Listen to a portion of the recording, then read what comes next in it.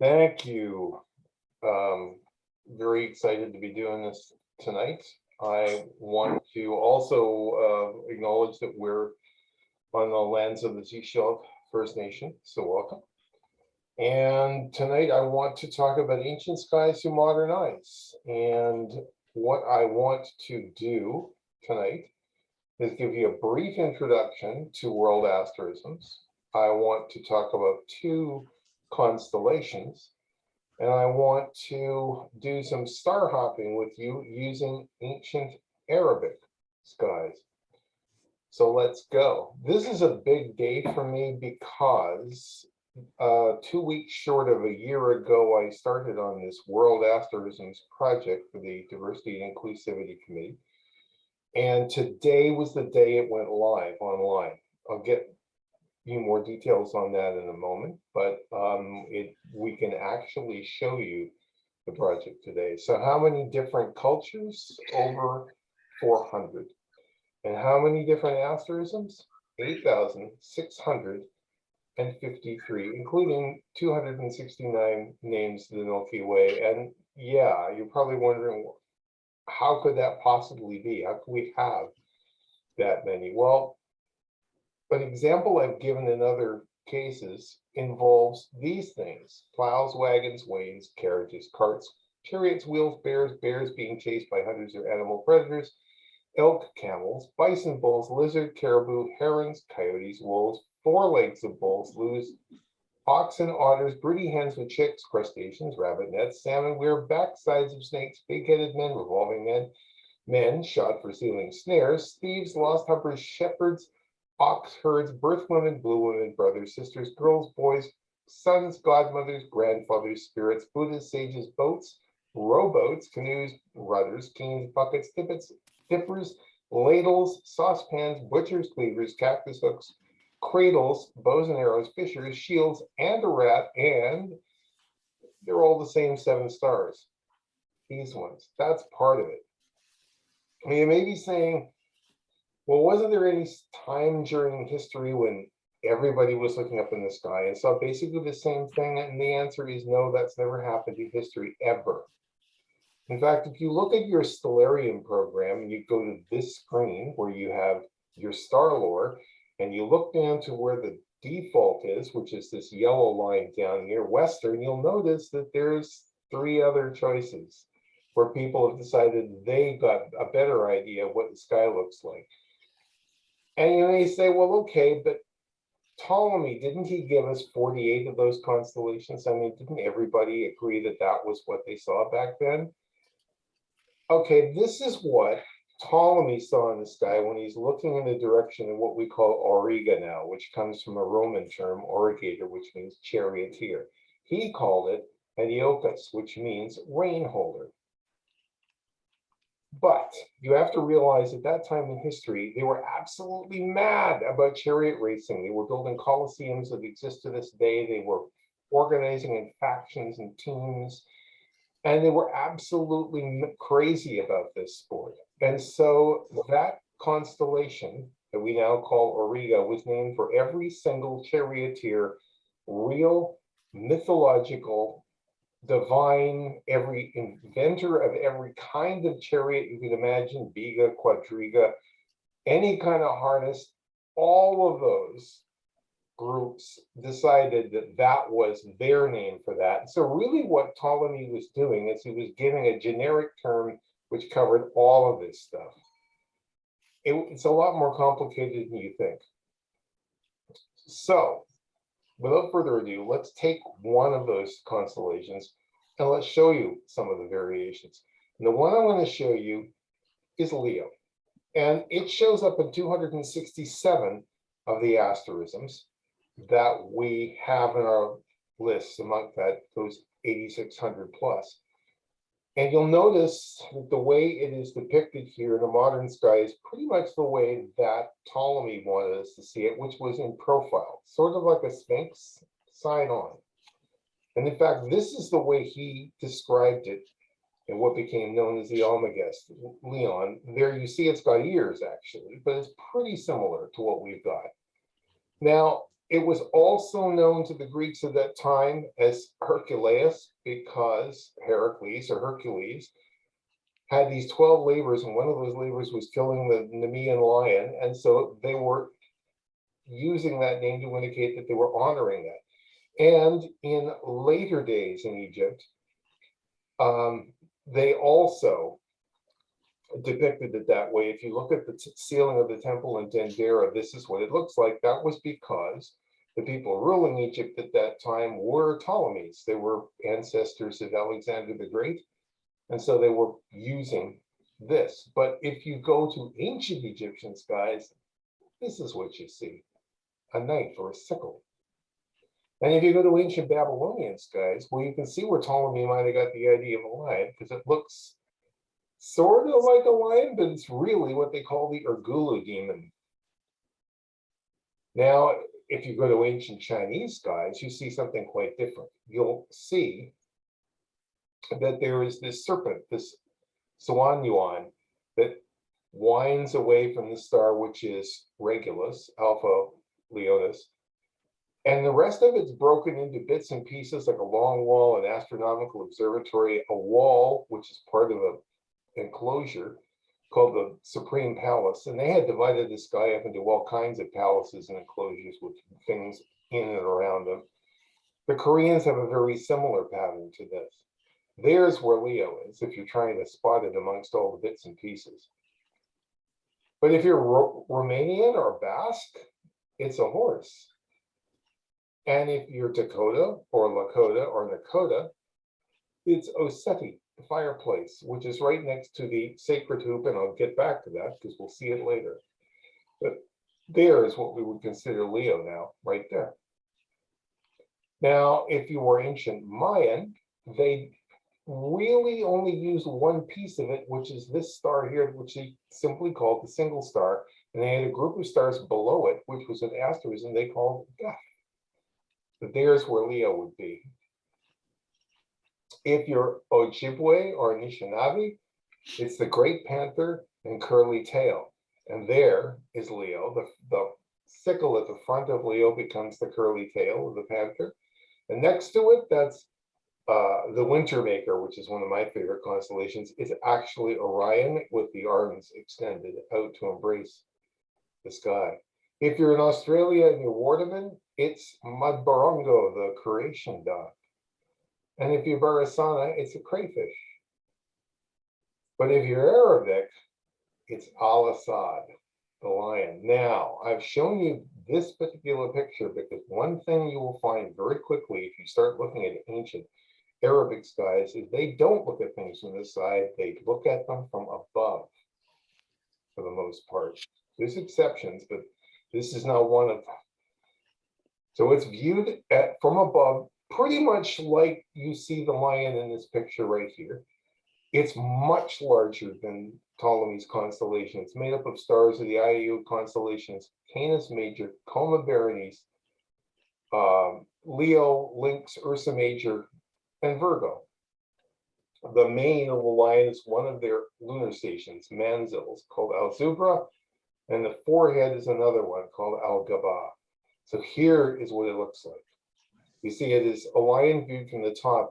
This is one of the back legs sticking out, and it goes off into these stars of Lynx. This is the front paw on one side. That's Castor and Pollux. Alpha and Beta Geminorum. They didn't have a constellation twins. It was part of this bigger constellation. Down here, that's Sirius and Mersenne, which are the alpha and beta stars in Canis Major. Here, the nose of the lion is right smack in the middle of the constellation Cancer. Now, when we get to the eyes, we're starting to get into the stars that are recognized as Leo now. There's the forehead. There's the mane. Those are the two Manzils, or lunar stations I told you about. This is the tail end star of what we now consider to be Leo. It's a Denebola, which is the star of weather change. It was one that they used to indicate when good seasons and bad seasons weather-wise were happening. The back end of the lion, which they call the bend, is in Virgo. And then you got the tassel of the tail up there. I'll get to that in just a moment. So it's huge. So the tassel is what we would now call Cylindra 256 or Melotte 111. It's an open cluster right there, which looks like this. So now whenever you're looking at this particular open cluster, you're looking at the tuft of the tail at the end of the lion's tail. And where the tail bends, that's Messier 53, which is an open cluster. If you go to the bend, the back end of the lion, you will start finding all kinds of galaxies. Now, if we were using modern constellation maps, this would be in Virgo. This is the Virgo supercluster we're looking at. But there's the triple galaxies, M86, M87, and M49, right there in the back of this version of the lion, sometimes known as Markarian's chain, which looks like that. If we go over just slightly to one side, you'll find that there are some more. M84, M86, M49. If we expand it, you see there's a whole lot of stuff going on there. All kinds of galaxies to look at. Go a little bit further over to that Mansell domain that I told you about, which is Delta and Theta Leonis. Right there, there's a set of 3 galaxies, M66, NGC 3628, which is called the hamburger, and M65. And you can very easily see why they call that galaxy the hamburger, because it's edge on, you get that dust cloud in there. Where the back leg sticks out into the stars of Lynx there, you see a galaxy tucked right into the corner there, which is NGC 3344, which is a sliced onion. It's like that, it's based on. And if you start moving forward towards the other Mansell forehead, you'll see down here that there is another triple set of galaxies, Messier 96, 95, and 105. There we go, just like that. Also, down here, just right in front of the eyes, there's NGC 2903, which is quite a spectacular sight. Now, when we get to the front end here, you're going to find something that I know you all looked at if you've been using a telescope for any length of time, and you would have called it something else entirely. You would have called it the beehive, actually. It's located right there, smack in the middle of what we now call Cancer. But the Arabs had 2 names for it, and those names, when translated, are nose hairs, like the fine little hairs that stick out of your nose, or the sneeze. So every time you now look at that star cluster, that open cluster, you're looking at lion sneeze. I think that's a great name for it personally. I like it better than beehive. Now, ASAD is embracing with his front arms 4 open clusters. There's Messier 67 there. There's NGC 2331, NGC 2395, NGC 2420, just like that. So you can see how you can use these ancient skies to star hop if you're familiar with the way these patterns work. Now I'm going to show you one now, which is the one right at the top of the hit parade. This has got more stars and more asterisms all over the world than any other constellation, and that's Taurus. Now this is the way that Ptolemy viewed it, and you see it's not the full bull, it's just the front half of the bull, and it was described very specifically that way by Ptolemy and Aratus and all kinds of contemporaries. That was the way that they wanted it to be. If you go back to the Babylonian skies that preceded, you can see why, because they had a bull of heaven, which also the Hyades cluster there, that triangle there, was referred to as the jaw of the bull, and the Pleiades was the 7 gods. It was actually just sort of attached onto the side, not part of the bull. The Egyptians, they had the jaw, but the Pleiades was just a flock. We're not sure what it's a flock of, but it was a flock of some sort of birds. Here is Ptolemy's version as he described it. And you can see it's that front part of the bull as I described. It also appears on that ceiling in Dendera in Egypt, which is that Ptolemaic influence in the Seleucid era.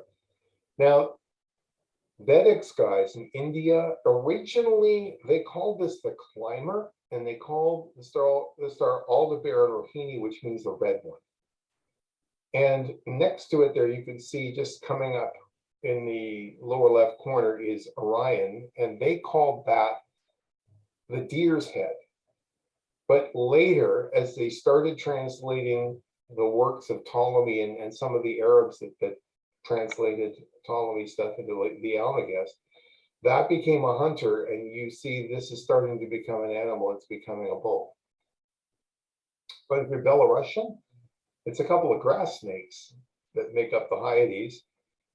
And something that's common all across Eastern Europe is the chicks, or the Hannon chicks, which is the Pleiades cluster.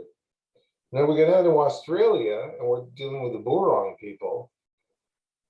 The Pleiades is Larnankirk, which means the young girls. And the Hyades cluster is called Gellerlek, which means rose cockatoo. And they're not referring to a bird. That's the name of a person. You see he's playing a drum, and the young girls are dancing to that music. And over in the corner there, you can see the red kangaroo. That's actually stars of Perseus. But go to another region where you've got the Kamilaroi and the Eulahi, and you've got the Mie, which is the young girls, that's the Pleiades. On the other side in Orion, you've got the Bire, which is the young boys, and right in between, you've got Old Philar, who is the old wise man, and the Hyades, that triangle there, is his hut, and he's guarding the girls so the uninitiated boys don't get to them. The Chinese called the Pleiades the hairy head, and their Hyades cluster was a net, which you see has a handle on it. Now it's interesting, if you look at Korean skies, it looks pretty much the same as it's drawn with the star lines, but they don't call it a net, they call it general of border. And the Pleiades is the ear and the eye of the sky. And the Japanese didn't have extensive skies like the Koreans and Chinese did. They just had lunar stations. And here they are here, and you can see that the Hyades is a net for them as well, but the Pleiades is a stopping place. If you Lakota, Dakota, and Nakota, right there, that is the Hyades cluster, which is inside of this huge asterism they call Gleskawakan, the sacred hoop. And over on the edge is the seven girls, when Kala Salawan, which is the Pleiades. The Hawaiians don't have a name for the Hyades, but they do have a name for Aldebaran, which is Hokalua, which means red star, which of course it is. And the Pleiades is the chief size, and all across Oceania, that's a very common name, although the spelling varies. For example, here's the Tongan sky, where they call it Mataliki, but it means the same thing, chief size. But the Hyades has become a pigeon perch. If you're Maori, that triangle is a sail in Tanui's voyaging canoe to go across the ocean, and the Pleiades is the foam at the front of the boat with the three stars, Tautoro, the belt of Orion being the glittering waters going off the back of the boat. If you're Inuit, the Hyades has two names. It's either a group of dogs, or it is the spirit of a polar bear, which is being chased by the runners down there, which is the three stars of Orion's belt. And the Pleiades cluster is the breastbone. And Sami, another northern people, they see a pack of dogs as the Pleiades, and they don't have a name for the Hyades at all. If you're Lokono, this is in Guyana, it's the jaw of the tapir. That's a very, very common view all over the equatorial region of the Earth, a tapir jaw. And they just call the Pleiades Yokora Wiwa, which means scores of stars. Your Macedonian, well, you can see Orion has basically been turned into a plowman, a plow, and oxen, and over in the farmyard there, the Hyades has become a fox and pigs, fox stalking the pigs. And there's that mother hen asterism that you see all over Eastern Europe. If you're Vanuatu, then the Hyades is part of a set of tweezers for hot stones. Coming on the second Friday. And if you are looking at the Pleiades, depending on the region of Vanuatu that you're in, it's either young boys or it's young girls from Lapniman. Lapniman is a settlement in Vanuatu. Anyhow. And if you're Tucano, it's a grill to cook fish and a group of stars. In another part of South America, Tupi-Guarani, they've taken the constellation Orion and they've turned it into an old man. You see actually the three stars of what we call the belt is now a splint on his leg, and he's walking with a stick. The Hyades is his head, and the Pleiades is the feather in his cap. But also they call that set of three, that triangle of stars in the Hyades, Quixada de Anta, which means the taper's jaw. You saw that earlier in another culture. And they call the Pleiades Aixu, which means 7 bees, or Vespero, which means the wasp's nest. And the ancient Mayans, they turned Taurus into an owl. They didn't have a name for the Pleiades. The ancient Norse, the Hyades was the wolf's mouth, Olskepta, and the cluck hen was the Pleiades. And Siberians, they call the Pleiades the duck nest. They don't have a name for the Hyades. Sardinians, it's the bunch, that's the Pleiades, and the bunch's driver, which is actually Aldebaran, and the Hyades is his hut, and he's a herdsman who is driving a bunch of animals. Now, if we're looking at Arabic skies, we got two things here. And the first one involves the star Aldebaran, which is the corner of that Hyades cluster. And Aldebaran means the follower. And what he has in the sky with him is some young she-camels and some dogs. So this is what it looks like. See the Pleiades, Alpha Rhea, we're going to get to that in a sec, but there is a enclosure which has been fenced off. There's the follower, Aldebaran. There's the dogs. And there is the she-camels. And what is he following? He's the follower, Al-Faraya. We'll get to her in a sec. Now, there is a modern telescopic asterism which was first described by John Davis from Massachusetts in 2003. And it's these stars right here, which are right off the corner of the Hyades. You can see Aldebaran down there and Ennis tucked right in there. But you know from the sky that I just showed you, that was where Aldebaran's dogs were. And in fact, the Arabs called this Kalb Aldebaran, the dogs of Aldebaran, and their modern names, you can see them on the chart here, are Al-Kabain 1 through 5. So I don't know whether John was influenced by this or he just happened to look at it and decide, yeah, those are dogs. This is a dog. I'm not sure whether I'll ever find that out, but we'll see what we can do. Now, within this area, there are a couple of things. One is the pirate moon. This is not an Arabic name, I assure you, but it's right there in the corner of their camel compound. And it's an open cluster, and it looks like that. But also, over here where the young she-camels are, you find NGC 1555, which is Hind's variable nebula, which looks like this. And you'll need a filter to see that one. Just outside of it, you've got NGC 1807, which is a modern telescopic asterism, which is called the rocket ship, next to 1817, right over here. And you can actually use the stars of this Arabic enclosure to zero in on it like this. And there they are. The rocket, that's the one on the left. It's kind of got a shape like a rocket ship, I guess. I'm not sure whether I'm on board with that one. Now, another one I want to show you that's in the area, it's a little bit outside of Taurus, but it's in that long line from Aldebaran to Tianguan there, is One that was discovered by Randy Pecan, who is a member of the Edmonton RASC Center, but also later John Chiravel, who is an American astronomer, took a piece of it and turned it into another one. So it's right there. You just go in a straight line off of those stars there. Right here, there's the body of the spermatozoon, and there's the tail. Can you see that? It's a long line of stars. But when Chiravel looked at this, he saw that line of stars and extended it down in the other direction to that little triangle there, which he thought was a fork. That's his barbecue fork. So it's really the same group of stars, two different people looking at it. Now, the big constellation next to it is the little abundant one. This is Alpharia, which is a female diminutive and clearly a term of endearment. Although it's so old, they're really not sure exactly what the original meaning is.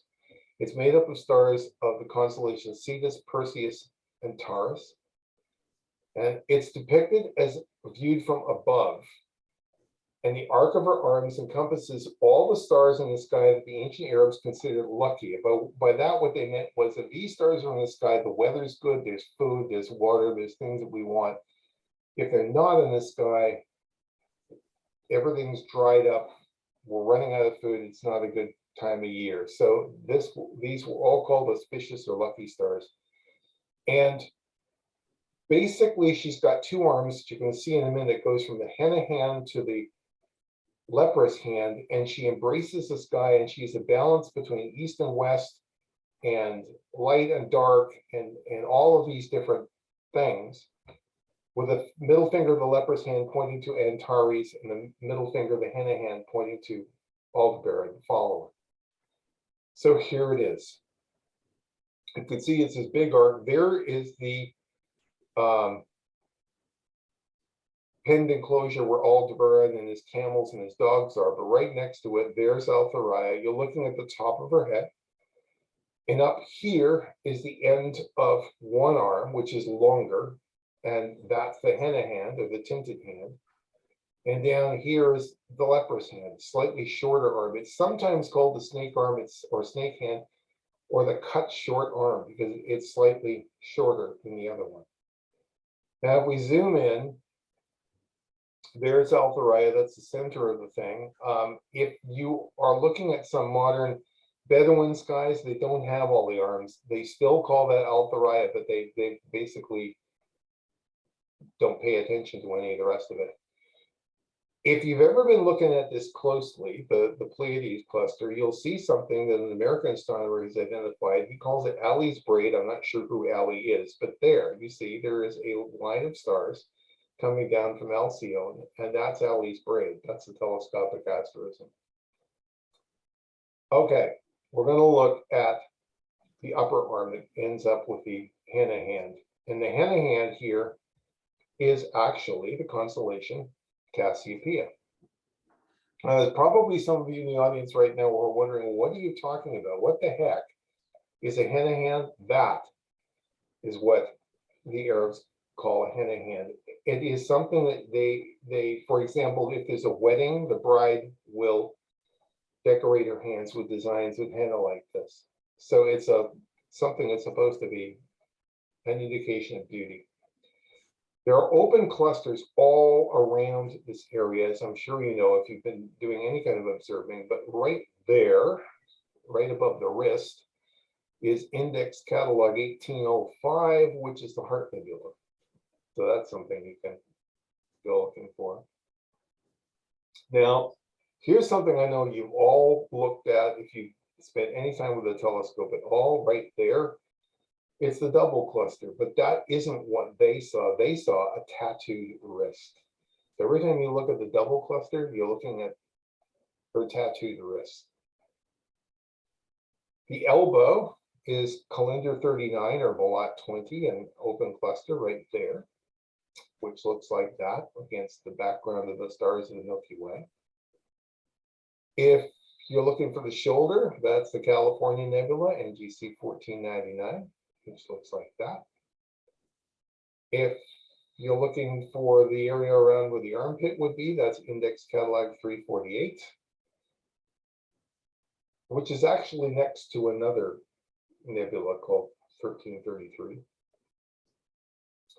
And then the leprous hand down below, there isn't a lot of stuff down there, and this is part of the message of the asterism. All of the beautiful stuff is at the top. Down here, there isn't an awful lot, and that's something that they intend with this particular asterism. But there is a ring on the finger, which is Messier 77, which is right there. So that gives you an idea of how all of these different asterisms work in different skies. And getting back to the World Asterisms project, the official launch is going to be Saturday, June 25th at 10 a.m. Pacific, which is during the General Assembly when I'm going to do a presentation on the project for everybody attending. And online right now, we have the project set up on the asterisms page. So it's 3 volumes. The first volume is a handbook describing all of the asterisms in detail. It's 828 pages. It's a large document, 8,650 asterisms. There's volume 2, which is a table which lists them all with their right ascension and their declination, and with some notes about where you can find them. So it's sort of an observing list. And there is also a version in Excel spreadsheet, because some educators like to use that to create smaller particular lists for lesson plans or whatever. There's also a list of names of the Milky Way. And volume 3 is a World Asterisms Sky Cultures resource list, which lists all of the named cultures, tells you where they are, and lists all of the different resources that you can use to find out more about them. So you can check this all out right now here. And I mean, you can also go to the RESC website, sign in, go to the search box and put in World Asterisms Project, enter, and it'll take you there. But this is the direct link. And when I put this out this morning, I immediately told all of the researchers and people that were involved in assisting in this project. And within a half an hour, I heard back from South Africa. Magda Stryker, who is a major telescopic asterism person, said, "I am so excited. Thank you very much. Congratulations." And attached is my updated list of my latest asterisms. So like my inbox looks like this. This is a living project.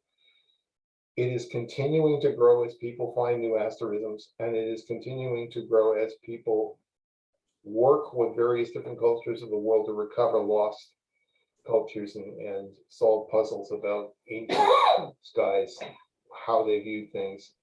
I was talking about the Egyptian skies that was depicted on the ceiling of the temple in Dendera. If you look at the Ramesside tables, which are older, we know about 1/3 of what those stars are in the sky. The rest of them, we know what they called them, but we have no idea where they are yet. But we're working on it. So if you're interested, you can go to this page and you can see them for yourself now. We're regularly going to be updating them as we add stuff to the lists. And if you happen to be a researcher who wants to be involved in this, or you know somebody who wants to, we have a Google Drive where we actually keep the current drafts, which is the most current thing. So I'm going to stop right there and see if anyone has any questions. And I can actually see some questions in the chat. Somebody is saying, how do they view as depicted from above? It's interesting. If you look at one of the principal translations of Ptolemy's work, which was called the Almagest, it was by a Persian astronomer called Al-Sufi, 9th century. And he called it the Book of Fixed Stars. And in it, he had beautiful pictures. I've downloaded a digitalized copy of this. It's just beautiful artwork. And each of the constellations is depicted as viewed from the ground looking up, and as if you were out in the sky looking back at the Earth. You were very used to trying to depict things as viewed from above. And so as I showed you, the lion is viewed looking down as he's lying on the ground from above. You're looking at a penned enclosure with a herder and the camels and the dogs. You're looking down from above at that thing on the terrain. You're looking down at Thariah as she's dancing from above her head. That's just the way they do it, where they didn't look at things from the side for the most part.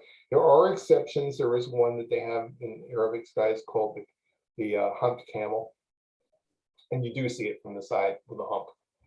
But that's basically how they depict things. I mean, there are places in the world where they have asterisms that don't involve stars at all, technically, because they're dark constellations.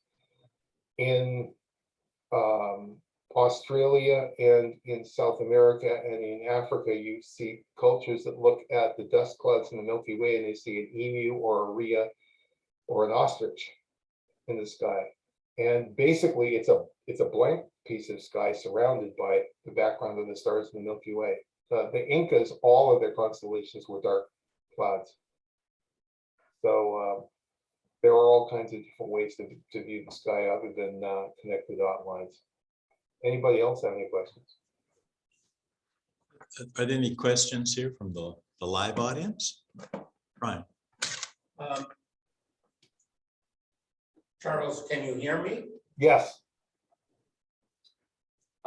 In addition, one of my thoughts when I got interested in this was that not only are there characters in the sky, creatures and characters, but for instance, in the Greek culture, there are many stories. The constellations are connected with stories. For example, and I'm not going to get this right, but Cassiopeia was the wicked mother of Andromeda, and she cast Andromeda under the bus, and I think it was Perseus who came to her rescue, and so the creatures and characters in the sky, the asterisms, were connected with stories, and I'm wondering. There was a time when I was asking our local elders about this, and their answer was, "No, we're too busy with our language project." Okay, well, but for example, as well as these symbols, the stories are kind of riveting, and also the stories would give the language some exercise in terms of telling the story. all of these So the question right? is, bottom line question is the asterism project interested, I hope it is interested in driving the stories that go along with the asterisms? Yes, Brad, all of the asterisms, every single one of them has got stories connected to it. This is all about sky stories. This is all about dream lines, as the Australians would call them. And what we're trying to do is an approach that was created by the Halifax Center in their work with Mi'kmaq, which is called two-eyed seeing. And basically this involves astronomers describing the star structure of these things and where they are and where to find them and identifying where they are in the sky, and knowledge keepers from the people involved telling the story of the stars involved. And wherever possible, we do this. There are many cultures that have not yet identified someone to take charge of their language or culture or sky culture. And in that case, we're doing the best we can. We just 2 weeks ago had a meeting with Shane and Pete, who is a professor of education at UBC, who is Salish from Montana and now in Coast Salish territory. And he is working on the skies that the seashell people would be familiar with. One of the issues you're dealing with, though, is trust, because things like the residential schools and other corrosive effects of colonialism make it very difficult for these people to trust and share this kind of information. And some of it is initiatory. In their own culture, it's only known to people in particular clans, and each clan has a different story. And it takes a lot of time and effort and patience to get that out so that the world can see it, but we're working on it. We're also working with Dr. Robert Cardinal, who is a Blackfoot astrophysicist who is collecting their star stories. And yes, we're definitely interested in the stories, but we're definitely interested in the people themselves telling those stories, because they are the people that live these things. If you look at the ancient Australian skies, for example, I mean, they've spent 20 years, the team down there, looking at people all over all over Australia to gather these dream lines, and they've shared them all with us. I'm happy to say it is. You can easily see how it's definitely connected to the sky in so many ways, and you can imagine someone standing by a campfire and pointing up at the sky and telling the story, and there's the story in the sky. I mean, that's the way it was done. It's like that in Africa. There, they tend not to have groups of stars as asterisms, but individual stars are characters in a story, and you can go through a storyline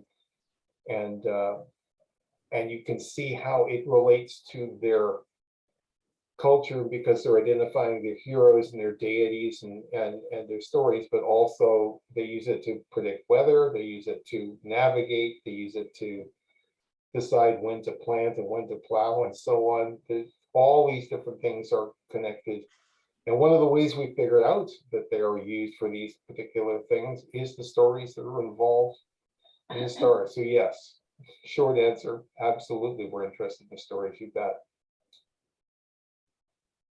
Louise has just said, can you tell us more about viewing the dark space between the stars? If you are in the southern hemisphere looking at the Milky Way, you are looking into the Milky Way towards the center.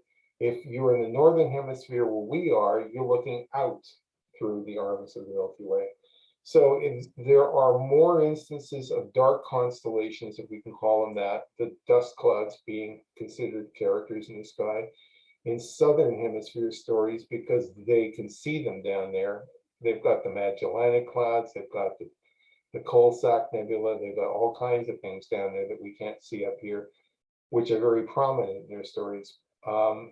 So it's not at all unusual to find that they've got at least some of them in their stories. So the extreme example is, as I mentioned a moment ago, the Inca, who have got a whole collection of dark asterisms, and there is one, the largest one is called the Mother Llama, and the Alpha and Beta Centauri are the eyes. Those are the only two stars in the whole thing. The rest are just dust clouds.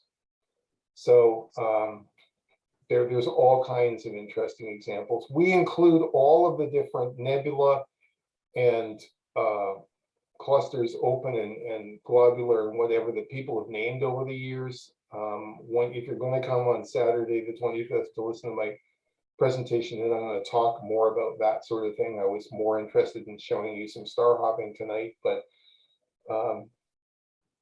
everything that's up there, people have named it. I mean, it's happened in modern times. Some of the stars that we look at the sky would name, but Gus Grissom, there's a star in Cassiopeia that people call Navi. That's his middle name backwards. He named that. So, I mean, there's all kinds of examples that I can give you, but there's stories behind all of them. Any other questions? Okay, well, I mean, if you want a list of the telescopic asterisms, I should mention this very quickly. I have drawn one up, so if you'd like a copy, give me a shout, send me an email. I'd be happy to share it with you. But other than that, if you go into the World Asterisms list and you look for all the ones that are in bold, those are the telescopic ones. They're all in there. Thank you very much for your time.